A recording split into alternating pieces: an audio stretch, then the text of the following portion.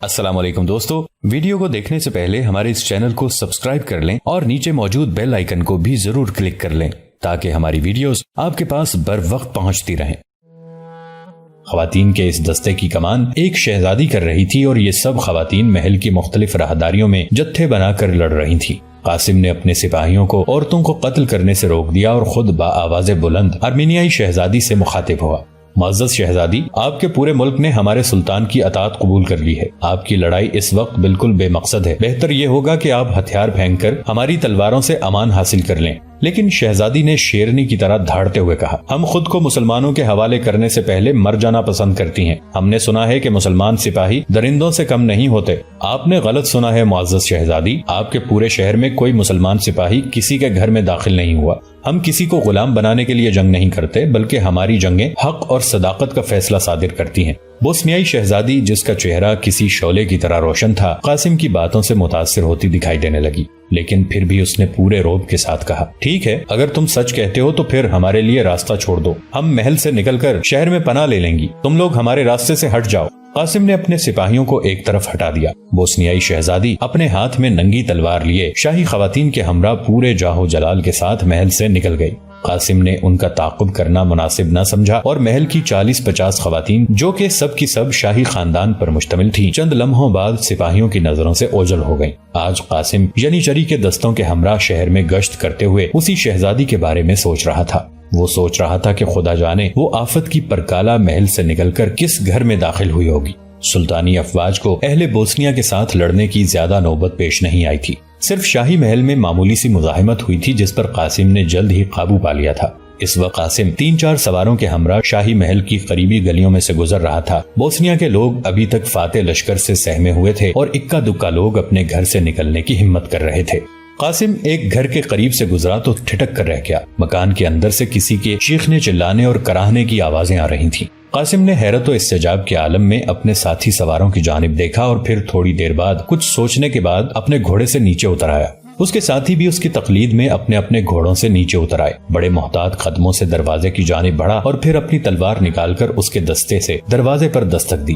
وہ تھوڑی دیر وہیں کھڑا ہو کر انتظار کرتا رہا۔ روتی ہوئی عورت کی آواز اب بھی سنائی دے رہی تھی۔ بالآخر قاسم اپنے دونوں ساتھیوں کو دروازے پر کھڑا کر کے اور باقی 2 کو اپنے ہمراہ چلنے کا اشارہ کر کے مکان کے اندر داخل ہو گیا۔ اس مکان کے اندرونی کمرے سے ایک عورت کے کراہنے کی آواز مسلسل برآمدے میں آ رہی تھی۔ قاسم ننگی تلوار لیے احتیاط سے کمرے کی جانب بڑھا اور کمرے کا دروازہ کھول کر اندر جھانکا۔ قاسم ننگی تلوار لیے احتیاط سے کمرے کی جانب بڑھا، لیکن یہ دیکھ کر وہ فوراً الٹے قدموں سے باہر نکل آیا کہ کمرے میں ایک جوان عورت درد ذہ سے چلا رہی تھی۔ اس کا بچہ ہونے والا تھا اور گھر میں اس کی مدد کرنے کے لیے کوئی دوسرا شخص موجود نہیں تھا۔ قاسم شش و پنج میں مبتلا ہو گیا کہ وہ کیا کرے اور کیا نہ کرے۔ اچانک اسے کوئی خیال آیا اور وہ تیز تیز قدم اٹھاتا ہوا مکان سے باہر نکلتا چلا گیا۔ وہ دراصل اڑوس پڑوس میں خاتون کا بندوبست کرنے کے لیے نکلا تھا، کسی ایسی خاتون کا بندوبست جو ایک درد ذہ میں مبتلا عورت کی مدد کر سکے۔ اس نے قریب ہی ایک مکان کے دروازے پر دستک دی، پھر بے چینی سے کسی کے آنے کا انتظار کرنے لگا۔ چند لمحے بعد مکان کے اندر سے کسی کی آواز سنائی دی اور پھر کسی نے دروازے کے پیچھے سے ہی ڈری ڈری آواز میں سوال کیا، کون؟ یہ ایک بوڑھی مردانہ آواز تھی۔ قاسم نے سوچا مفتوحہ قوم کے لوگ کس قدر ہراساں اور خوفزدہ ہو جاتے ہیں۔ حالانکہ سلطانی لشکر نے بوسنیا میں کسی کی جان و مال کو ضرر نہیں پہنچایا تھا، لیکن پھر بھی شہر کے لوگ گھروں کے دروازے بند کر کے اندر سہمے بیٹھے تھے۔ قاسم نے بوڑھے آدمی کی آواز سنی تو کہا، دیکھیے، میں سلطانی لشکر کا سالار ہوں۔ آپ کے پڑوس میں ایک خاتون زچگی کے عمل میں مبتلا ہے اور درد ذہ سے چلا رہی ہے۔ ایسے عالم میں کسی عورت کو اس کے پاس ہونا چاہیے، لیکن وہ اکیلی ہے۔ اگر دیر تک اس کی مدد کو کوئی نہ پہنچا تو وہ یقیناً مر جائے گی۔ کیا آپ کے گھر میں کوئی ایسی خاتون ہے جو اس بیچاری کی مدد کر سکے؟ قاسم کی بات سن کر بوڑھا شخص خاموش ہو گیا۔ کچھ دیر خاموشی رہی اور پھر دروازہ کھل گیا۔ یہ ایک ضعیف العمر یورپی باشندہ تھا۔ اس کی آنکھوں میں حیرت بھی تھی اور خوف۔ بوڑھے شخص نے قاسم کو سر سے پاؤں تک بغور دیکھا اور پھر کہا، آپ غالباً یہ ساتھ والے گھر کی بات کر رہے ہیں۔ آپ ٹھہریے، میں اپنی بیٹی سے بات کرتا ہوں۔ بوڑھے نے اتنا کہا اور اندر چلا گیا۔ قاسم کو یہ دیکھ کر خوشی ہوئی کہ بوڑھے کا خوف دور ہو چکا تھا، کیونکہ وہ جاتے ہوئے پیچھے مکان کا دروازہ کھلا چھوڑ گیا تھا۔ یقیناً اسے اور اس کی بیٹی کو اپنی پڑوسن کے آنے والے بچے کی خبر رہی ہوگی۔ یہی وجہ تھی کہ بوڑھے کو قاسم کی بات پر فوراً یقین آ گیا اور اس کا ڈر جاتا رہا۔ قاسم یہی سوچ رہا تھا کہ اسے بوڑھے کے ہمراہ 2 عورتیں آتی ہوئی دکھائی دی۔ उन औरतों ने अपने चेहरों और जिस्म को बड़ी बड़ी चादरों के नीचे छुपा रखा था। कासिम ने औरतों को आते देखा तो उनके एहतराम में सच्चे मुसलमान की तरह नजरें झुका ली। अब कासिम की परेशानी दूर हो चुकी थी। बूढ़ा शख्स अपने साथ दोनों औरतों को लिए हुए तेजी के साथ पड़ोस के मकान में दाखिल हो गया। कासिम ने बूढ़े से कहा, देखिए, अगर किसी चीज की जरूरत हो तो बिला तामुल और बिला खौफ खतर आप हमसे कह सकते हैं। हम यहीं दरवाजे पर खड़े अमले ज़चगी मुकम्मल होने तक आपके लिए दुआ कर रहे हैं। बूढ़े शख्स की आंखों में हैरत फिर नजर आने लगी। वो सोच रहा था कि फातेह कौम के सिपाह ऐसे तो नहीं होते। उसे अपनी गुज़िश्ता जिंदगी में याद आया कि रोमन कलीसा के फातेहीन जो उनके हम मजहब ईसाई भाई थे, जब एक फातेह की हैसियत से उनके शहर में दाखिल हुए तो उन्होंने शहर की ईंट से ईंट बजा दी थी, घरों को लूट लिया था, नौजवान लड़कियों को अगवा करके ले गए थे, बूढ़े और बच्चों को कत्ल कर दिया गया था और फसलों को आग लगा दी थी। और वो सोच रहा था कि आज ये मुसलमान भी फातेह की हैसियत से दाखिल हुए हैं, लेकिन उन्होंने किसी शहरी के घर में दाखिल होने की कोशिश नहीं की और न ही किसी को जर्रा भर नुकसान पहुंचाया। बूढ़ा शख्स अब हैरत की बजाय मोहब्बत भरी नजरों से कासिम को देखने लगा। उसने दरवाजे में दाखिल होने से पहले कासिम से पूछा, बेटा एक बात पूछूं, बुरा तो नहीं मनाओगे? इसी दौरान बूढ़े शख्स के साथ आने वाली औरतें मकान में दाखिल हो चुकी थीं। सिर्फ बूढ़ा ही दरवाजे पर खड़ा कासिम से बात कर रहा था। कासिम ने बूढ़े शख्स की बात सुनकर खंदा पेशानी से जवाब दिया, जी जी पूछिए, मैं आपकी किसी बात का बुरा नहीं मनाऊंगा। देखो बेटा, तुम जानते हो कि हम ईसाई हैं और हमारे निजात दहिंदा का नाम यसु मसीह है, जो खुदा का बेटा भी है और रसूल भी। मैंने सुना है कि तुम मुसलमानों का भी एक खुदा है और एक रसूल भी है। मैं पूछना ये चाहता हूँ कि तुम्हारा नबी खुदावंद का क्या लगता है? कासिम के लिए बूढ़े का सवाल इंतहाई दिलचस्प और गैर मुतवक्के था। उसने मुस्कुराते हुए जवाब दिया, हमारे नबी का नामे नामी मुहम्मदुर रसूलुल्लाह सल्लल्लाहु अलैहि वसल्लम है। आप सल्लल्लाहु अलैहि वसल्लम सिर्फ अल्लाह के बंदे और उसके रसूल हैं। हमारा अकीदा है कि अल्लाह वहदहु ला शरीक है। वो हर किस्म की जरूरियात और एहतियाजात से बेपरवाह है। ना उसकी कोई औलाद है और ना वो किसी की औलाद है, और ना ही कोई ऐसी हस्ती है जो उसकी हमसरी का दावा कर सके। बूढ़े शख्स के माथे पर हैरत की शिकनें नमूदार हुईं। उसकी आंखों में चमक पैदा होने लगी, बिल्कुल वैसी चमक जैसी किसी खोई हुई चीज के मिल जाने पर आंखों में आ जाती है।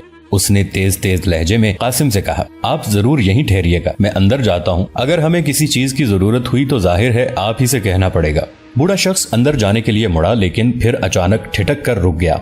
उसने चंद लम्हे के लिए कुछ सोचा और मुड़कर कासिम से कहा, आप लोग बाहर क्यों ठहरते हैं? अंदर आ जाइए, थोड़ी ही देर की तो बात है, मैं आपको सहन में चारपाई डाल देता हूँ। बूढ़े ने इतना कहा और फिर कासिम का जवाब सुने बगैर अंदर चला गया। अब कासिम और उसके दो साथी मकान के अंदर सहन में बैठे थे। बाकी सिपाहियों को कासिम ने मामूल के गश्त पर रवाना कर दिया था। मकान के कमरे से अभी तक औरत के चिल्लाने की आवाज सुनाई दे रही थी, लेकिन अब कासिम को तसल्ली थी। वो इत्मीनान से सहन में बैठा हुआ बूढ़े शख्स के साथ बातें कर रहा था। बूढ़े शख्स ने एक और सवाल किया, सुना है तुम्हारा सुल्तान बिला वजह किसी पर यलगार नहीं करता। ईसाइयों ने बदतरीन मुआहिदा शिकनी की तो उसने शमशीर इंतकाम उठा ली, क्या ये सच है? हाँ यही सच है। हमारे सुल्तान ने 10 साल के लिए होनेयाडे के साथ जंग बंदी का मुआहिदा किया था, जिसे ईसाइयों ने पहले महीने ही तोड़ दिया। चुनाचे मुआहिदा शिकनी की सजा के तौर पर हमने न सिर्फ शाह हंगरी का सर काट कर नेज़े पर उठाया, बल्कि पापाए रोम के नायब कार्डिनल जूलियन को भी 2 टुकड़ों में काट कर रख दिया, क्योंकि यही वो शख्स था जिसने पूरी ईसाई मिल्लत को मुसलमानों के साथ मुआहिदा शिकनी पर उकसाया और फतवा दिया। बूढ़ा शख्स निहायत गौर से कासिम की बात सुन रहा था। यूं लगता था जैसे कासिम की शख्सियत उसे बेहद पसंद आई हो। वो मुसलमान सिपाहियों के किरदार से बहुत ज्यादा मुतासिर दिखाई देता था। इसी दौरान अंदरूनी कमरे से एक औरत बरामद हुई और तेज तेज कदमों से चलती हुई उसी तरफ आने लगी। वो सहन में उतरने से पहले ही दूर बरामदे में रुक गई और बूढ़े शख्स को बुलाया। कुछ देर बाद बूढ़े शख्स ने कासिम को आकर बताया, कुछ जरूरी सामान और चंद बूटियों की जरूरत है। कासिम ने सामान लाने के लिए फौरन अपने एक सिपाही को रवाना कर दिया। वो औरत वापस चली गई और कासिम बूढ़े शख्स के साथ फिर मशगूल हो गया। इस मर्तबा बूढ़े शख्स ने कहा, बेटा तुमने अभी तक अपना नाम नहीं बताया और ना ही फौज में अपना ओहदा बताया है। सिर्फ यही बताया है कि तुम सुल्तानी लश्कर में सालार हो। मैं तुम्हारे बारे में जानना चाहता हूँ। कासिम जेरे लब मुस्कुरा दिया और फिर मुस्कुराते हुए कहने लगा, मेरा नाम कासिम बिन हशाम है और मैं सुल्तानी लश्कर में 5000 सालार हूँ। लेकिन आपका क्या तारुफ है मोहतरम बुजुर्ग? मेरा नाम बाटा कोजीन है। मैंने अपनी तमाम उम्र समुंदर में गुजारी है। अवाइले उम्र में ही मजहबी तालीम के लिए यूनान चला गया था। वहाँ ऑर्थोडॉक्स चर्च में रहकर मैंने ईसाइयत की मजहबी तालीम हासिल की। बाद में मैंने जहाज रानी का पेशा इख्तियार किया। चंद साल कबल तक मैं जजीरा क्रेट के एक बड़े बहरी जहाज का कप्तान था। अब मैं बूढ़ा हो चुका हूँ, इसलिए घर में बैठ गया हूँ। अब मेरे बेटे जहाज रानी करते हैं। इन दोनों औरतों में से एक मेरी बेटी है और एक मेरी बेटी की सहेली है जो पनाह लेकर हमारे पास आ गई है। बूढ़े शख्स बाटा कोजीन ने इंतहाई मुख्तसर अल्फाज में अपना मुफस्सिल तारुफ करा दिया। कासिम बड़ी कदर शनास नजरों के साथ बाटा कोजीन की जानिब देख रहा था। वो दोनों काफी देर तक बातें करते रहे, यहाँ तक कि सिपाही जरूरी सामान लेकर पहुंच गया।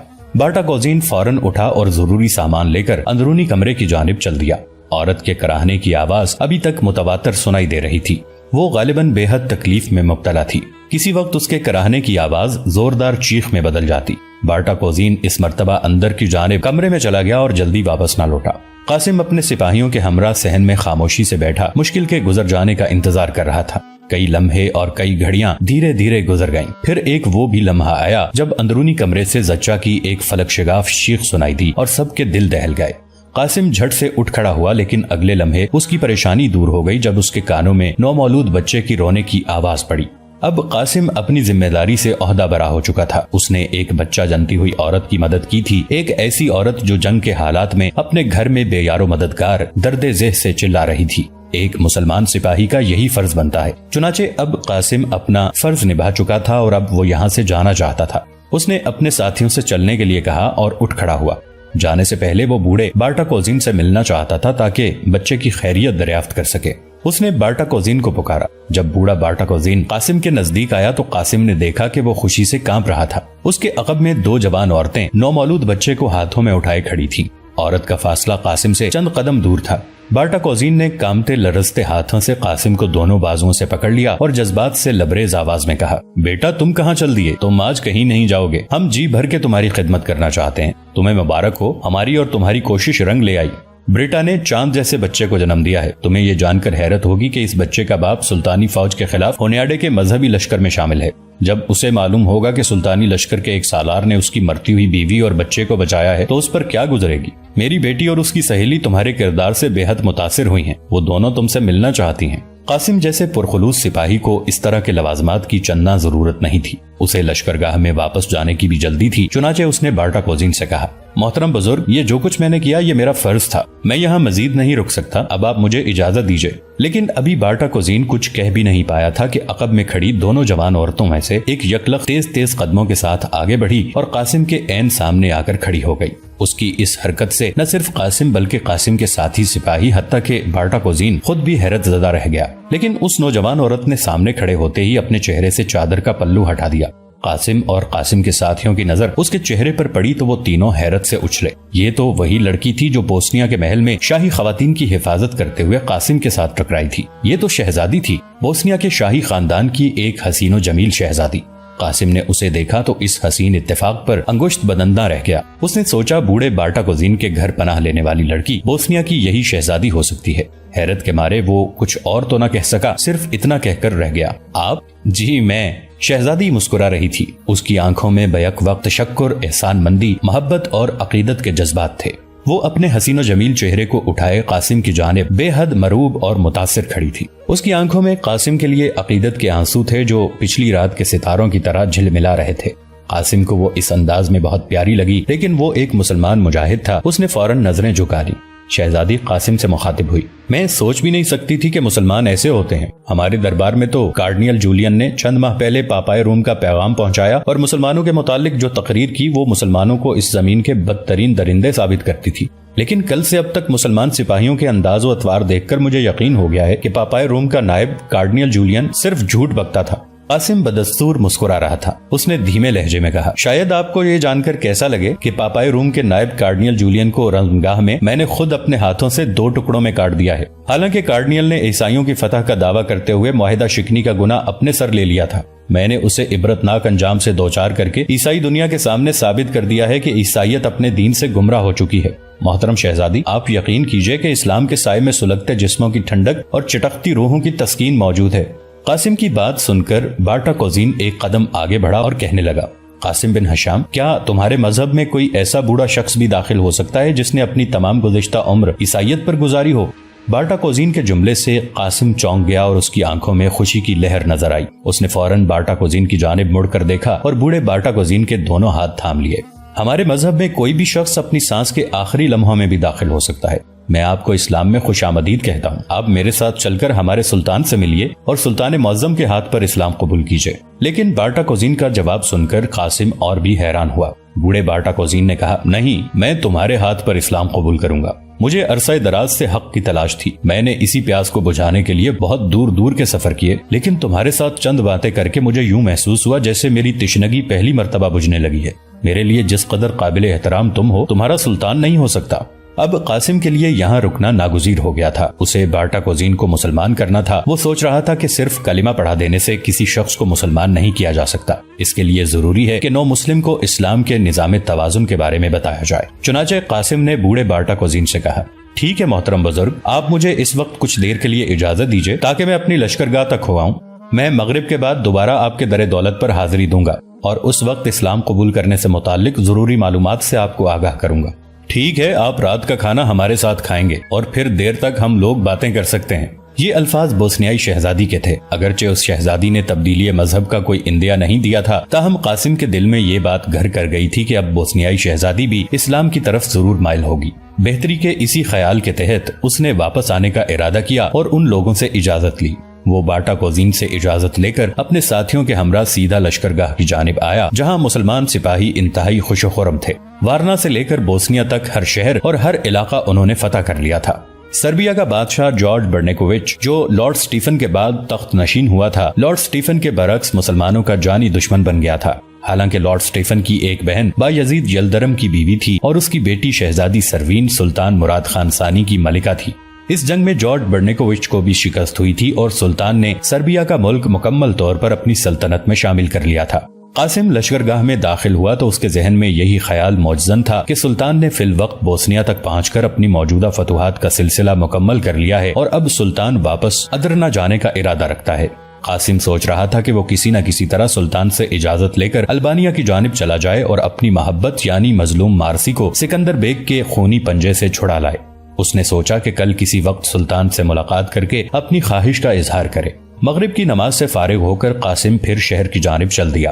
اس بار وہ اکیلا تھا۔ اس کا رخ بوڑھے باٹا کوزین کے گھر کی جانب تھا اور پھر کچھ ہی دیر بعد وہ باٹا کوزین کے مکان میں اس کے ہمراہ بیٹھا باتیں کر رہا تھا۔ باٹا کوزین کی بیٹی اس پڑوسی خاتون کو بھی اپنے گھر منتقل کر چکی تھی جس نے آج ایک خوبصورت بچے کو جنم دیا تھا۔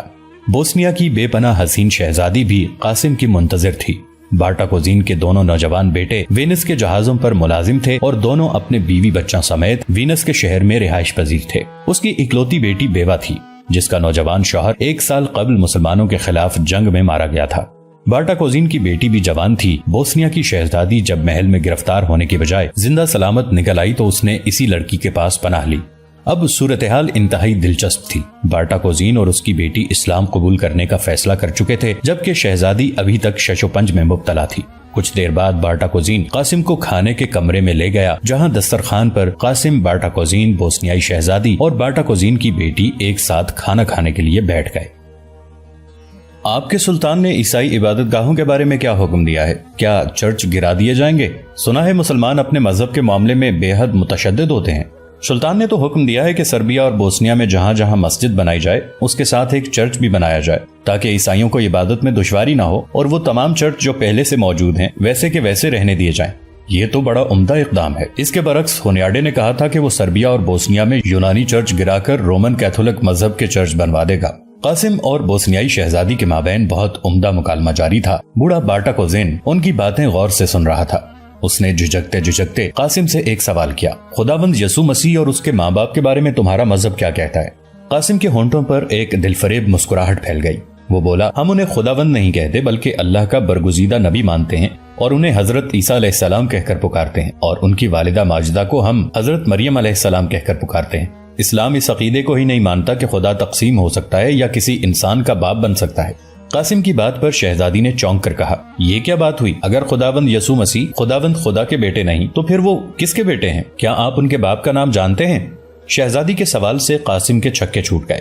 اب بھلا وہ کیا کہتا اور کس کا نام بتاتا؟ اگر وہ یہ کہتا کہ حضرت عیسیٰ علیہ السلام بغیر باپ کے ایسے ہی ایک ماں کے پیٹ سے پیدا ہو گئے تو پھر بھی شہزادی مطمئن نہ ہوتی۔ نہ جائے رفتن نہ پائے ماندن کی اسی کیفیت میں قاسم کو بولنا پڑا۔ دراصل یہ کہہ دینے سے کہ عیسیٰ علیہ السلام خدا کے بیٹے ہیں، خدا تعالیٰ کی ذات ایک جسمانی پیکر میں ڈھلی ہوئی دکھائی دیتی ہے، جبکہ خدا تو کسی جسم کا محتاج نہیں۔ یہ زمین و آسمان خدا کا ظہور ہے۔ ظاہر ہے جب خدا دکھائی نہ دینے والی ایک محیط اور بسیط ہستی ہے، پھر وہ کیوں کر کسی انسان کی رشتہ دار ہو سکتی؟ اور رہی یہ بات کہ حضرت عیسیٰ علیہ السلام کے باپ کون ہیں، تو حضرت عیسیٰ علیہ السلام اس قادر و مطلق پروردگار کی قدرت کاملہ کا کرشمہ ہے، کیونکہ وہ جو چاہے کر سکتا ہے۔ دوستو، آج کے لیے اتنا ہی۔ اسی کہانی کی اگلی قسط کے ساتھ بہت جلد آپ کی خدمت میں حاضر ہوں گے۔ نیچے کامنٹ سیکشن میں اپنی رائے کا اظہار ضرور کیجیے گا۔ ہمارے اس چینل کو سبسکرائب کر کے نیچے موجود بیل آئیکن کو بھی ضرور کلک کیجیے گا۔ اگلی ملاقات تک کے لیے ہمارا اور آپ کا اللہ نگہبان۔